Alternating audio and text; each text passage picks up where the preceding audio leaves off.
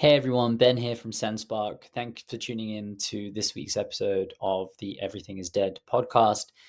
You may be aware as you dig into this episode, there's a slight discrepancy between the audio and my lip movement. Still a great episode with Joey Gilkey, so we still wanted to publish it. But just so you know, ahead of this episode, there may be some issues with the audio. Cheers and enjoy watching the episode. Welcome to Everything is Dead, the show where we challenge the myths of B2B and uncover how go-to-market professionals are thriving in channels everyone says are dead. Excited for this one today. Today we're diving into all things cold calling with Joey Gilkey, CEO at TitanX. Welcome to the show, mate. Hey, man. How are you, brother?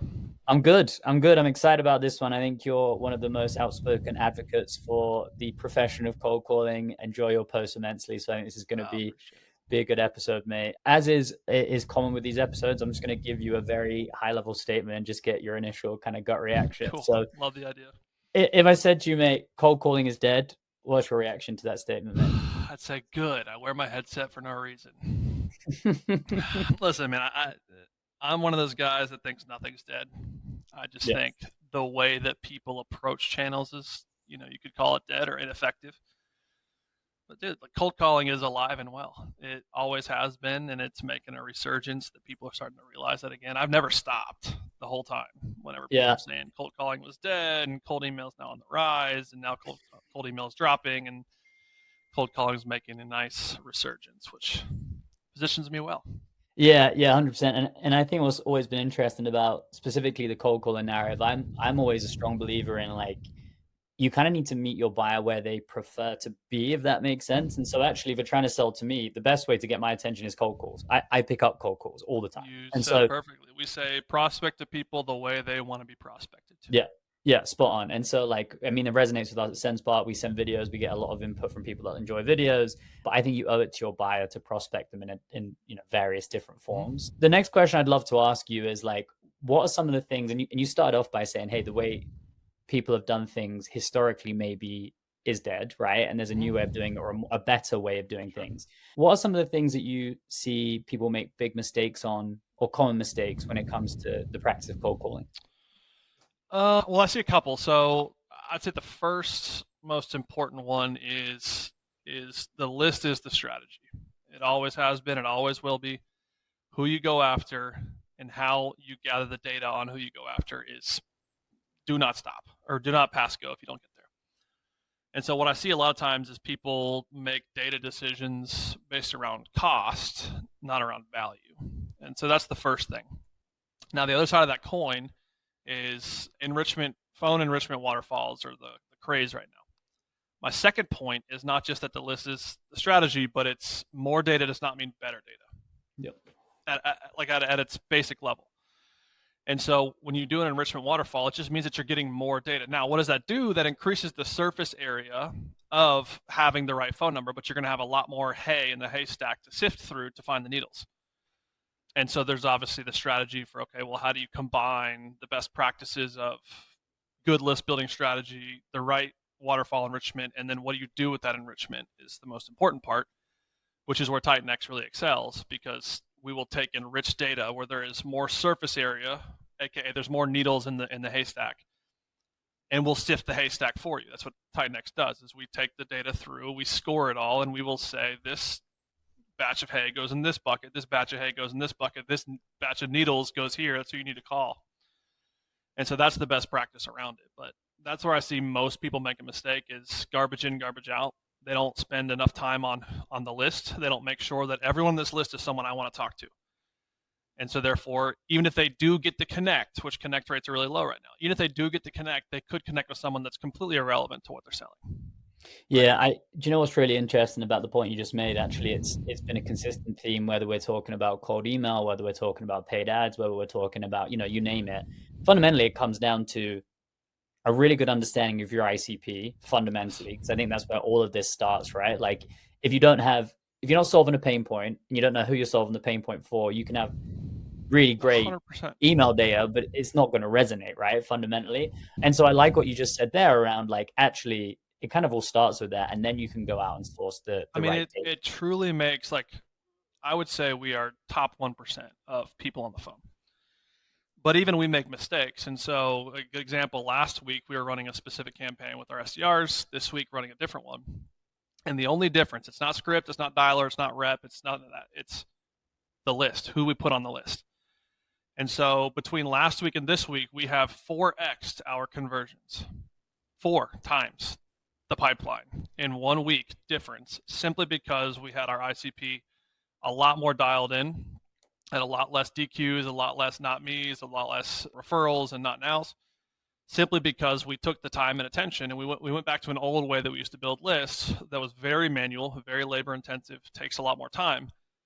But I'd rather waste the time on the front end getting the list right to then have no waste when I'm talking to people versus just shipping it, right? Going to ZoomInfo or Apollo, putting in some criteria, pulling a list down and calling it, and wasting my reps' time talking to people.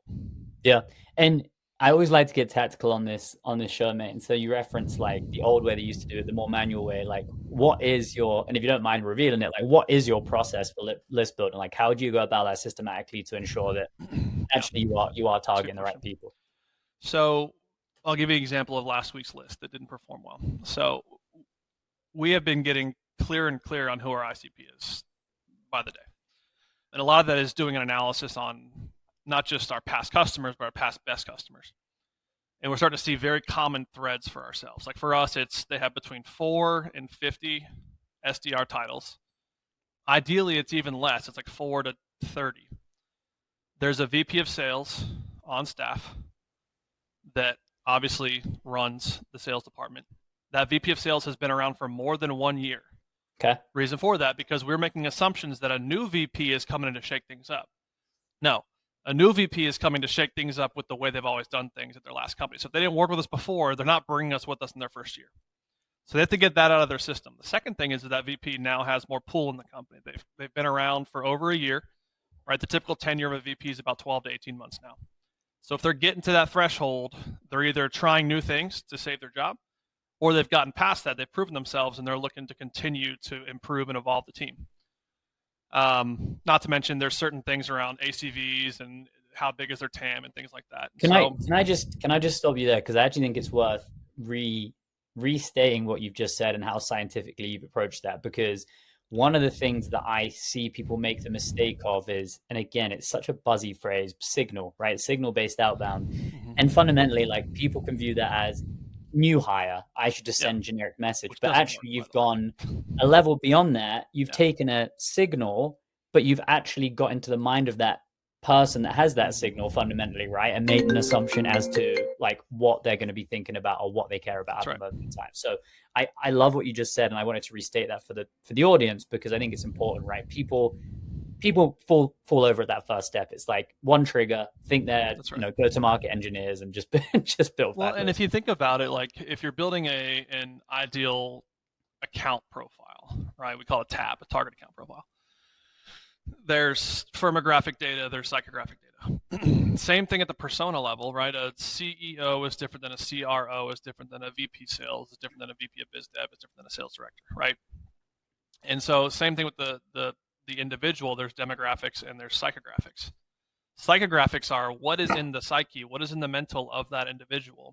And that's, to your point, that's where I think we really excel is understanding our customer and understanding that psychographic element where it's like, hey, they've been around for this long. Here's why that's important. Here, when they first started a new company, here's why it's not as important to us. Yeah. Whereas we historically did think, oh, new person shaking things up, bring us in. Well, I always thought that, right? Because like one of the things I've always done in a new role is you assess like tool stack, processes, systems, right? And that's like fundamentally one of the things that you present as your like project in the first month. Like these are the things that, so it's interesting that you've kind of rejigged that. Yeah, and I don't even take credit for it. Like now he's a peer of mine, Christian Reddick, who was a former employee of mine. He actually kind of opened my eyes to that a little bit, because I was like, dude, there's something around when I look at my ICP, there's this genetic makeup of the company, and there's this VP of sales. He's like, I think there's probably an algorithm, right? Like a mental model for out there to help you think through that. And as he said that, it just, boom, clicked in my mind. I was like, it's tenure. It's how long have they been there? So if I take my top 10 accounts, every single one of them has a champion that is a VP of sales or VP of business development. And so when I know that, I know very clearly, like, okay, those are my top 10 accounts. And then I start looking up how long have they been there. Every single one has been there for 14 months to 5 years. Everyone. There was not a single one who was like brand new, fresh off the boat. Yeah.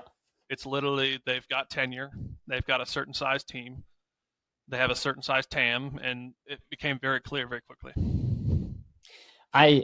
And again, we could go so deep on this mix. I think it's the whole, like you said, it's the building blocks of a really good anything campaign, cold call and cold email, video, whatever you want to do, right? Fundamentally. So I love where you started off there, which is like before you even dial, like that is the fundamental component to get right.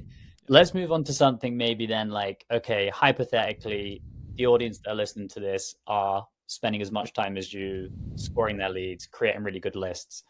When it comes to dialing, right, I think there's a couple of components to this. There's how do you get people to enjoy cold calling, right? Because I actually think that's and I actually really enjoy cold calling. I always have. It's because I grew up cold calling. I used to do it for like an insurance company when I was like 17, right, as a first job, and so it was just something I kind of had to do, and now I don't mind doing it at all. But there are SDRs that still get nervous, still don't want to actually start dialing. Any kind of advice that you give you, like from your side or your team, from enjoying cold calling? Yeah, I think there's like an aspect of there is a particular genetic makeup of people who are maybe more predisposed to enjoy cold calling or at least just do what's required, right? So there is a vetting process when you're hiring sales reps. Now, let's say you already have a big team and you got people who suck and people who are good.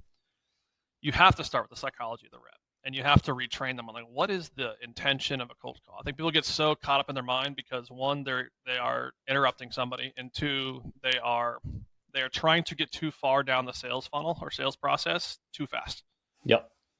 And when you actually shape that mind and you realize like, hey, Jimmy, sales rep, at the end of the day, all sales is a transaction based on trust between two parties.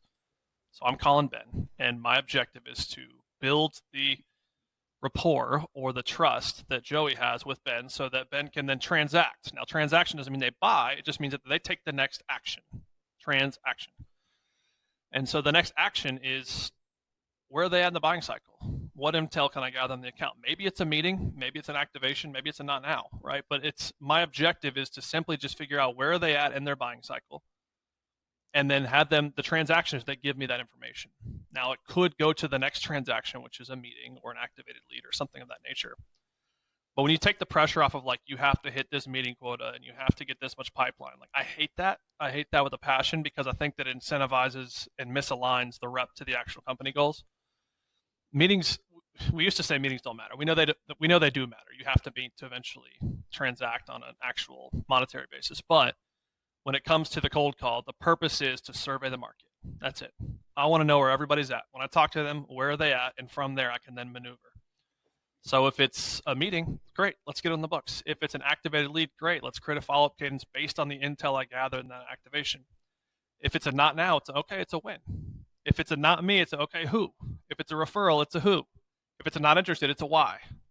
And if I can do that for the whole market, I start to map the market and understand my next move at all times. And so when you take that pressure off the rep, you start to eliminate the afraid of cold calling element. Yeah. Like, hey, dude, your job's not that hard. It's just talk to people, figure out where they're at. Let's create a next step action. I love that. In practice, right, when you've got a BDR manager, let's say, who's reporting into that VP of sales that you referenced earlier, VP of sales has a revenue target, right? And actually fundamentally for every SaaS company, the way they back into that revenue target is how many opportunities do we need to create? What's our close rate? And then what's our expected revenue goal? So I think from a psychological standpoint, survey the market, phenomenal. How do you teach BDR managers, though, that have grown up on this activity metric, and that's fundamentally what they're aiming towards, to maybe rewire how they're that's a great question. How they're training their SDR team?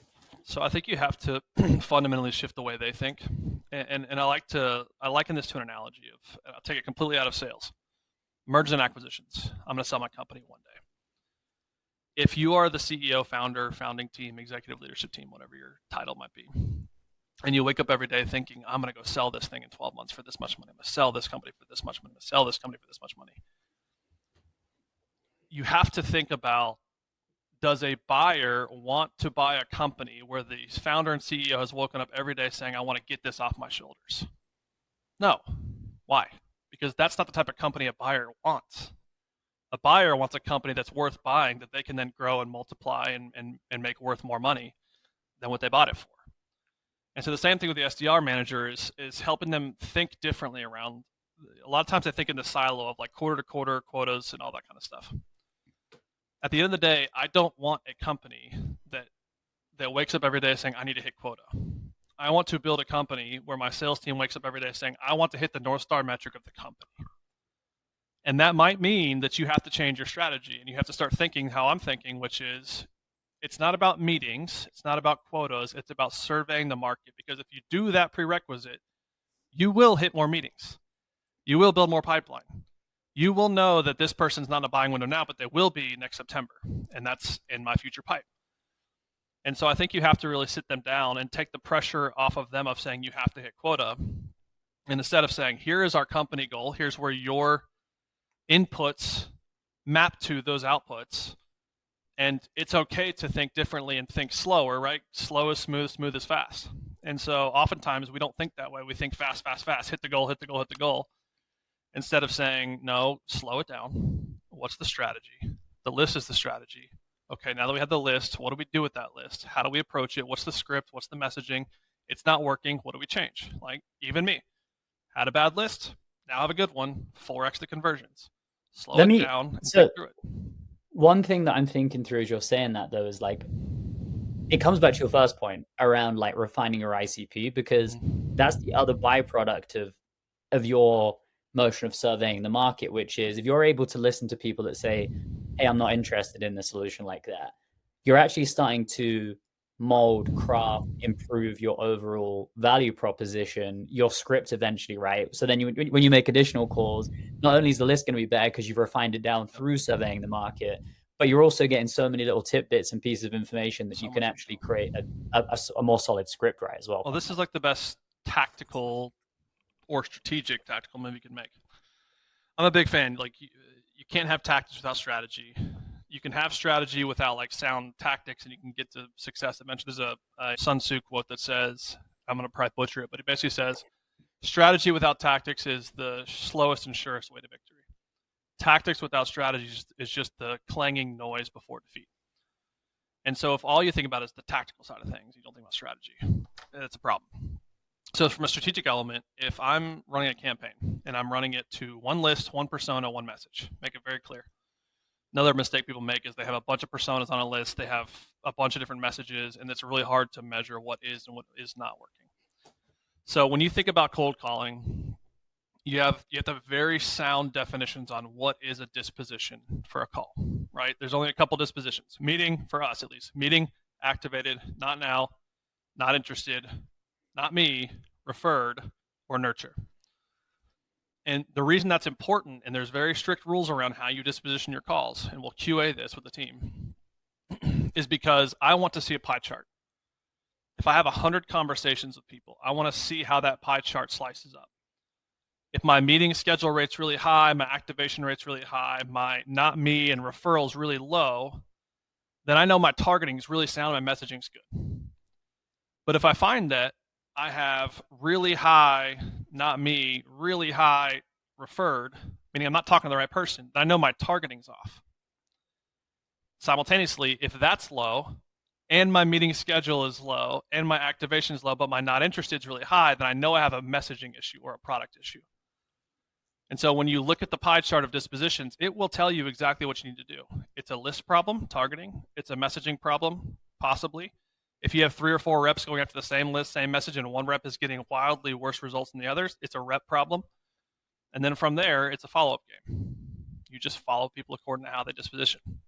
I love it. I mean, that's actually one of the most logical ways anybody's ever explained, like the tracking of cold calling. And no, but I think it's absolutely spot on, and it's just made me think. The other component that I think, and we'll go back to cold calling is dead versus other channels, right? Is you don't get that level of feedback of honest feedback through cold email a lot of times, because the other thing that cold calling has, which cold email doesn't is there's a personal connection, right? So actually, like, cold email comes into my inbox, I can just ignore it if it's not the right message or it's not the right time. You I can just email the won't. wrong person for Yeah, it. exactly. And I'll never know, right? So fundamentally, there's actually a layer of, because it's a human conversation, a lot more likely to get real time feedback and actually be able to switch your strategy based on what you're hearing in the market, right?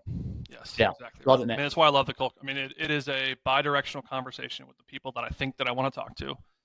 Now, I say think because I haven't gotten the disposition to tell me, is this the right market or right targeting? But I don't get that on LinkedIn. I don't get that on email. I don't get it on direct mail. I do get it from like a trade show or a conference or something, but that's not very scalable. But the phone, I get to know it's not me. It's Sally. I get to know I'm not interested. Why? Might give me some information there. Like I am interested, but I'm not ready for a meeting. Okay, well, activated lead there. Okay, what makes them interested? Intrigue? Is there intrigue, intel, or interest there? I can't get Yeah. that in an email because, to your point, either they don't respond, they respond with a no, they respond with a yes, and I might get a question every now and then. But Yeah. there's not a ton of intel to work off of. Yeah, and it always makes me laugh where, like, you listen to some cold email gurus that will say, if somebody says no, ask for who would be my, like, most interesting to. Again, like, being in the shoes of people that get those emails on a regular basis, I'm not going to respond to that fundamentally. But if you phone me up on the call, like, I'll be like, hey, Bethany, CEO is probably the best. Let me put you in touch with, because there's a personal connection. Final component of this is, you mentioned when you're surveying your dispositions, there are elements of, like, rep, right? Like, it sometimes is the rep. So what are some best practices of, or like, how do you train your team to get everybody to be like a killer cold call? Like, are there certain things that you're training and teaching and coaching people? Yeah, and I give all credit to Justin Middleton on my team for that. I mean, it starts with the hiring process. Like, we built a very tight hiring process. We see 300 candidates to hire one. And, we introduce video into that. We introduce a cold call into that where they have to cold call us. The part that we also introduce is we reject everybody. I don't care how good you are, you're going to get rejected. And so if you're going to get rejected, why do I do that? Because I want to see if you fold like a lawn chair or if you push back. Push back, cool, you pass go for me because you've shown me that you can handle rejection and you can push back on a prospect if necessary. And then they go into a trial by fire, which is, we're going to role play with me or the manager, you're going to role play with the team, and then you're going to hit the phones and actually talk to 3 or 4 people on our list. We're going to give you a message. We're going to coach you after every conversation. You're going to improve or you're not. If you improve, great. And then finally it goes into an SDR culture call, which is basically they've passed all the qualitative tests that we've put them through. Now it's time for the team to really sit down and say, do we want this person on our team? Do we know what it takes to be successful here? Do they have what it takes? So that's the hiring part. Then it gets into training and onboarding. And one thing that Justin has focused on over the past couple of years after I acquired PhoneReady Leads and Justin joined the team was, how do I optimize one individual rep to do the most possible, right?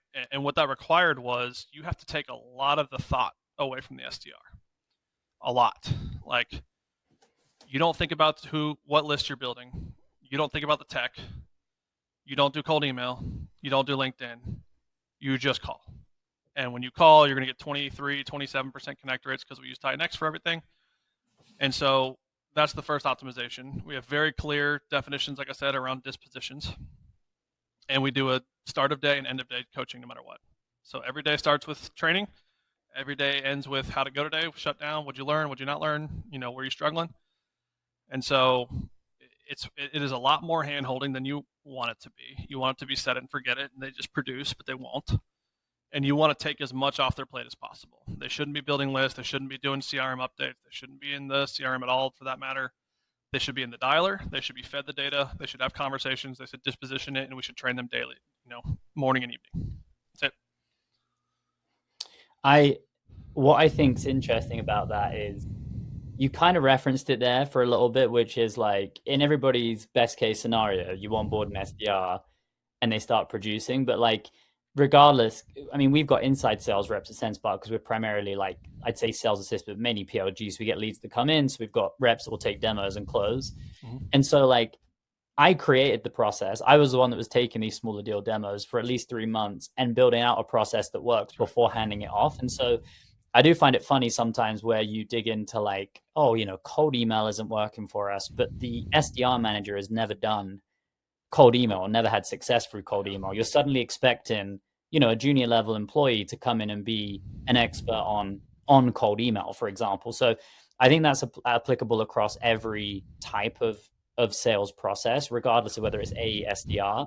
You want if you haven't proven out the process and are able to give coaching and training on how to replicate it, I have no idea how you then expect somebody to come in fresh and start producing immediately, right? Fundamentally. I give the analogy of like a race car driver, right? There are people who build the car, there's people who drive it. And so it's not always the same person. In fact, it's most of the time not. Is who built the process is not the person who is tasked with running and managing the process. Yeah. Right. To be a good sales leader, you have to be a leader, a manager, and a coach. Yeah. Right. You have to be sufficient at all three. Ideally, you're good at all three. But right, those are distinct differences that we tend to use interchangeably from a vocabulary perspective. Right. Leadership is the captain of the ship. Right. They're the person with the big telescope looking where they're going and setting the pace and the charge. Then you got the manager who's like on the deck with the rowers. The rowers are your reps. They're the one keeping the cadence. They're the ones managing them to KPI. And then you got the coach, the person on the deck who sits down next to the rower and looks at their breathing technique and their rowing technique. And they say, hey, why don't you try this? And hey, why don't you slow down a little bit? Or hey, speed up. And you have to embody all three of those, or else you're gonna fall short in one, right? You're gonna lead someone somewhere but have no accountability. You're gonna have all accountability but no leadership to keep them motivated. Or people are going to be missing KPIs and they're not going to be coached to improve those KPIs. And so to your point, I highly suggest finding someone who can really come in and run the process, build process around it. And then it might be the same person who can lead people and manage people and coach people through that, but oftentimes it's not. And, that's why I think that there is a value in some of these, go-to-market or fractional VPs of sales who come in and build. But I think it's also important to have someone who's really there to drive, which is challenging. That makes it very difficult for companies. Yeah, I love it, man. Love the analogy. I know we're right up at the end of the episode now, mate. So I always give the audience maybe one more tactical takeaway or tip. So if I'm somebody listening to this that either, can't get cold calling going for my organization, or even just don't believe in the power of cold calling, what would your kind of takeaway be for those people on how they can maybe get cold calling moving as a channel in 2020? I'd ask them why. At the end of the day, why is cold calling not worked? Is it that you're not getting enough at bats? And you don't have enough data to make decisions, and you just think it's a big waste of time because a 3% connect rate is a lot of wasted time and energy? Or is it simply that you're getting the connects, you're getting the conversations, but you're just simply not converting?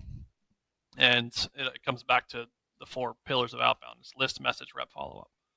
So either your list is bad, your messaging is bad, your rep is bad, or the follow-up game. If you did all 3 of those right, but your follow-up game sucks, as they say, fat stacks are in the circle backs, doing those follow-ups. And so I'd say start with that. If the simple answer is we're not getting enough at bats, our connect rates are sub 7%, sub 5%, then, shameless plug, but TitanX solves for that. Once you've solved that problem, new problems are going to show up. Usually it's messaging or targeting. I find out pretty quickly I'm getting into a lot of conversations, but I get a lot of not me's and referrals. Okay. Or I'm getting into conversations and I'm not getting conversions, and I'm not getting a lot of not me's and referrals. I'm getting a lot of not interested. Well, then I know it's a messaging issue. And so you have to almost, scientific method it, right? It's A/B test. Solve this problem, make a hypothesis. What'd you get back from data? Pivot, do it again. And eventually you get to the point where it's like, I know what's wrong with this campaign. Targeting's off, messaging's off, reps off, follow-up's off.